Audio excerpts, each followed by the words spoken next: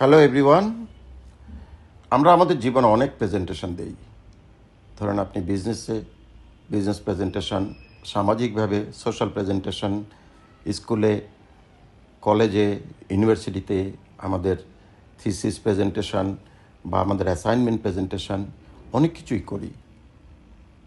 কিন্তু সেই প্রেজেন্টেশন দিতে গেলে আমরা অনেক সময় নার্ভাস হয়ে যাই। আমরা শান্ত থাকতে পারি না, আমরা ঘামিয়ে যাই, নিঃশ্বাস বড় হয়ে যায়। কিন্তু কেন? আমরা সবাই জানি success is a factor of focus. এই যে নিঃশ্বাস বড় হয়ে যাওয়া বা ঘামিয়ে যাওয়া, এটার কারণ হলো আমরা ফোকাস থাকতে পারি না। আপনি যত বেশি ফোকাস হবেন তত আপনার প্রেজেন্টেশনে সাকসেস আসবে। এবং আমরা আরও জানি focus is a factor of interference. আপনার এই ফোকাসটা তখনই আসবে যখন কোনো ইন্টারফিয়ারেন্স থাকবে না। এই ইন্টারফিয়ারেন্সগুলো কোত্থেকে আসে? ধরেন একটা হলো এক্সটার্নাল ইন্টারফিয়ারেন্স, আর একটা হলো ইন্টারনাল ইন্টারফিয়ারেন্স।